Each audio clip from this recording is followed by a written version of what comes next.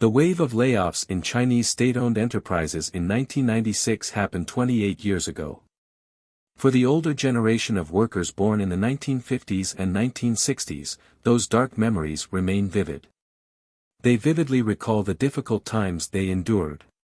Today, many people in their 30s, who were too young at the time to fully understand the pressures of employment and survival, still remember the drastic decline in their family's quality of life when recalling that period. 2000年上班，2003年下网了呗，2002年底。In 2000, I started working, but I was laid off in 2003. By the end of 2002, there were already predictions that many people would be laid off within 2 years. At that time, there was a wave of layoffs, and many people around me had already lost their jobs. The grain reform in 1998 had a significant impact. After returning from the military, many of us faced the challenge of being laid off when we started working locally.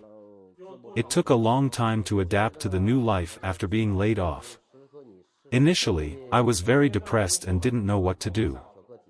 As a state grain warehouse worker, I didn't have any other skills, so doing business in the market was highly competitive. Some could survive, but many couldn't. After being depressed for more than a year, I realized I couldn't go on like this because I had a family to take care of, including children and a wife. So, I decided to learn a new skill and eventually opened a breakfast shop. To run the breakfast shop, I get up at 12 a.m. every day. It takes about half an hour to reach the shop, so I arrive between 12:30 and 1 a.m. Once at the shop, I start preparing the food and continue working until around 3 p.m. This schedule greatly affects my health because my routine is disrupted. I have to stay up at night and continue working during the day. Despite the hardships, my wife and I work hard together to support our family and build our business. Unfortunately, 28 years later, the next generation of those who were affected by the wave of layoffs in Chinese state-owned enterprises is now experiencing a second wave of layoffs. Although history keeps repeating itself, it always seems to impact the generation born in the 1980s, which is rather harsh. This brings to mind a joke: the school established rules for cleaning. This year, the first-year students clean the school toilets, next year the second-year students clean, and the following year the third-year students clean. In the end, this cohort of students cleaned the toilets for 3 whole years. Last year, the official unemployment rate was reported to be approximately 5%, but it certainly feels higher. In official news reports, we always see Chinese people seemingly living happily. However, this unemployment rate does not seem to match our lived reality. We often see people around us who have left their jobs and are looking for new ones, or who are still employed but seeking better opportunities, or who have left their jobs and are now doing freelance work, such as delivering food or being online streamers. 我被裁员了。 I was laid off by the company and received 100,000 yuan as compensation, severing all ties with them. Our family used to have an annual income of 200,000 yuan, but with both my wife and me losing our jobs, everything has come to a halt. After being laid off, I am no longer manager Wang. I have a master's degree from a 211 university and am a senior engineer. I used to earn over 10,000 yuan a month, often working overtime and eating takeout. Today is my 3,185th day at the company, and the sudden layoff caught me off guard. I thought the 3 years of the pandemic were hard, but this year is even harder. It's becoming increasingly difficult to make money. We still have a mortgage, and our child is in elementary school. Despite working for over a decade and consistently being an excellent employee, I couldn't escape the fate of being laid off. It feels like ordinary people have no leeway. They talk about salary cuts and layoffs as if we have no say. I tried looking for jobs on several recruitment websites, but all I found were positions as a delivery person or a courier. At this age, it's very challenging. I can't stay up late frequently, my health can't handle it. I can't travel often, my family needs me. When it comes to learning new skills, I'm not as driven as fresh graduates. At 44, I don't have the courage to start over. Last year, my wife and I received substantial year-end bonuses, but this year we both lost our jobs. Life is like this, hitting you hardest when you feel most successful. My wife wants to sell our house and return to our hometown, but after being away for so many years, it's not that simple. Selling the house isn't easy, and going back home means starting all over again. Ordinary people have no real choices. Where should our family go from here? A netizen submitted a story to us about feeling depressed due to work pressure. He said he felt terrible because of complaints from colleagues and subordinates and scolding from his boss. We directly asked him why he didn't find another job. He said it is very difficult to find a job now, especially one that matches his current salary level.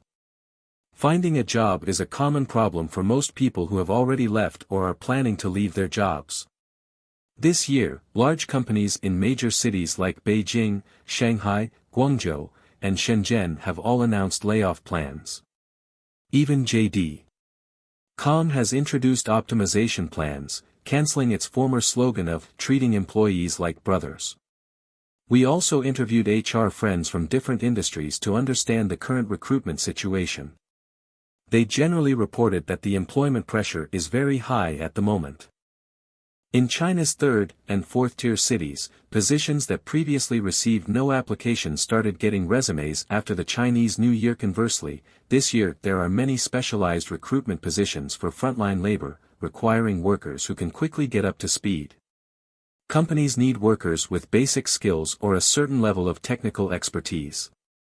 I never went to college myself, but look at this. I paid 100 yuan a day and hired 3 college graduates to help with farm work. Nowadays, college graduates can't find jobs, and many can't even earn 100 yuan a day. Despite being college graduates, they still have to do the work when I ask them to. Look at them, aren't they doing a good job? And see our boss, just sitting nearby, waiting to assign them more farm work. The current employment situation can be simply summarized: white-collar positions are decreasing, while the demand for skilled workers is increasing. This phenomenon is partly related to the expansion of university enrollments over a decade ago. University expansion led to a lack of emphasis on specialized technical training. Most parents, who had experienced the 1996 wave of layoffs, believed that manual labor jobs were unstable and had no future. Therefore, they didn't want their children to follow in their footsteps but hoped they would become corporate managers, office workers, or employees in state-owned enterprises. Consequently, there was a strong demand for university expansion at that time, further highlighting the societal disregard for professional technical training. In 2023, the average employment rate for university graduates in Shanghai was only 24%, meaning that only 24 out of 100 graduates found jobs. This is why the number of people taking graduate school entrance exams and civil service exams has been increasing in recent years. Most people believe that by pursuing higher education, their chances of finding a job will improve. However, in the face of a large employment population, the higher the education level, the fewer the recruitment opportunities. Many people question why so many companies set the recruitment age limit at 35. In fact, for companies, the age of 35 to 40 is the golden age of employees, as they have rich work experience, strong interpersonal skills, high living pressure, and loyalty to the company. However, companies prefer young, fresh graduates with potential. This presents a paradox. Companies like job seekers who are like a blank slate, but in reality, due to inadequate benefits, these young employees often leave after a few years, becoming excellent employees for other companies. Many companies blindly believe they have enough charm to retain employees but fail to consider providing substantial rewards for their development. Regarding the issue of hiring only employees under 35, HR representatives' responses are generally consistent. Employees under 35 require lower salaries, can do more work, have fewer demands, and every year a large number of university graduates enter the job market. We have young, passionate human resources available, so why would we hire middle-aged people who have already been worn down by life? 35岁还是年轻人呢。 35 years old is still young. Why are you laying off this group of people? This reflects a problem in our society. Our large companies are not taking on their social responsibilities. These employees are valuable assets to the company. Why can't our companies adopt a bit of long-term thinking? In fact, these companies are enjoying a social dividend. What is this social dividend? Although the number of young people is decreasing, most young people still want to work for big companies. So for these companies, laying off employees at 35 is not a problem because there are plenty of people waiting for jobs at their doors, right? So they think it doesn't matter. But is this what our society should be doing? Shouldn't a society stick to some principles?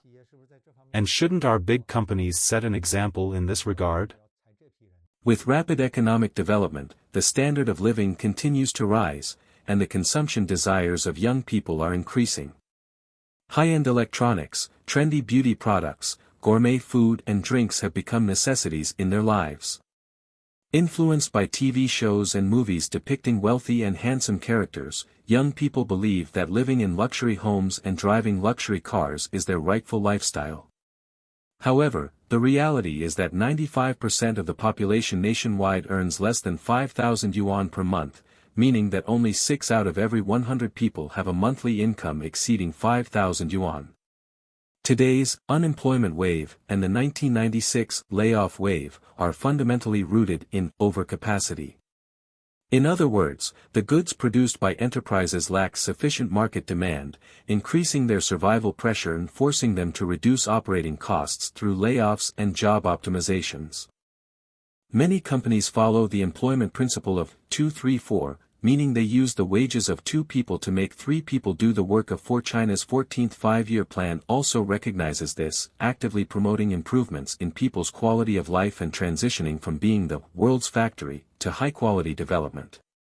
Simply put, it aims to domestically produce high-quality goods that consumers need, such as toilet seat covers that were previously only available by queuing in Japan, now available for purchase domestically, keeping the money within the country. The most important aspect of the economic market is the flow of funds.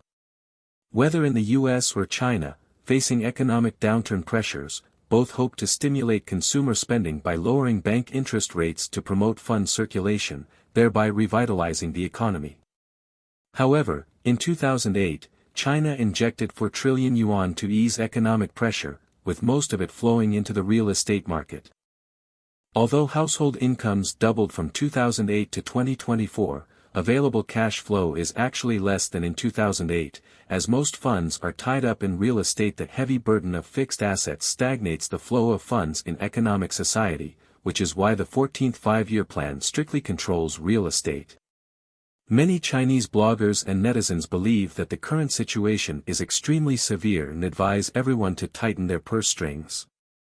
However, from a macro perspective, if everyone tightens their purse strings, the economic situation will only worsen.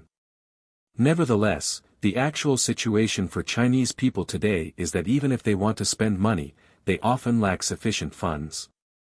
Many friends who are still diligently employed share that most companies paid year-end bonuses in 2023 that were at most 40% of previous years, with better ones merely maintaining previous levels. This year, most companies have reduced welfare benefits, such as life necessities and subsidies that were originally provided, either reducing them more or completely stopping them. If people don't have money, naturally they won't spend money. Recently, I heard a very striking statement: if the company's performance isn't good, what's wrong with cutting wages? Anyway, jobs are hard to come by these days, don't you think? This reflects the real thoughts of many companies and employers. Some people would argue, oh well, let's reassign roles and cut salaries. Even though it's illegal, what would happen if you were to report it? Maybe you'd get the outcome you wanted, but could you still stay in the company? Many times, we want to stand up, but then we think about mortgages, car loans, and living expenses, and we have to compromise. Just look at those employees who've been here for 10 years, earning only a few $1,000s. As a newcomer, how could you possibly ask for a raise? The other day, I had this sudden idea of forming a refusal alliance. If everyone united to resist salary cuts in companies, would the companies also begin to compromise? Facing the so-called second wave of layoffs, the actual unemployment rate is approximately 24%. Official data reports the unemployment rate at 5%, as they consider anyone working for at least 1 hour per week as employed. Therefore, those who have turned to delivery drivers, food delivery workers, online broadcasters, or odd jobs after losing their jobs are excluded from the unemployment statistics. However, defining whether someone who is unemployed engages in a profession unrelated to their previous work is difficult. It is unknown how many people in China can rise again after losing their jobs in middle age, which requires a strong inner strength. In the face of unemployment or potential unemployment, there is no need to panic excessively. There is a saying that when we are old and about to leave this world, looking back on our lives, we may regret not having eaten certain delicacies, not having traveled to certain places, or not having cherished certain people, but we will never regret not having done a certain job seriously. Life is a voucher for experiences, not a task card. When you have a job, think about how to improve your skills and value, and find hobbies and interests that you love. In this age of advanced internet technology, having a marketable interest can always guarantee basic needs and even supplement income from side jobs. Focusing on one's own value is far more important than blindly working tirelessly. If you are already unemployed, besides actively seeking ways to make a living, be cautious about blind investments. Whether it's starting a business or investing, thorough research and careful consideration are necessary to avoid greater losses. How do you think we should respond to unemployment? Feel free to leave your comments below and discuss with us. That's all for this video. If you liked it, please like and subscribe. We will continue to provide you with genuine reporting. Thank you again for watching, and see you next time.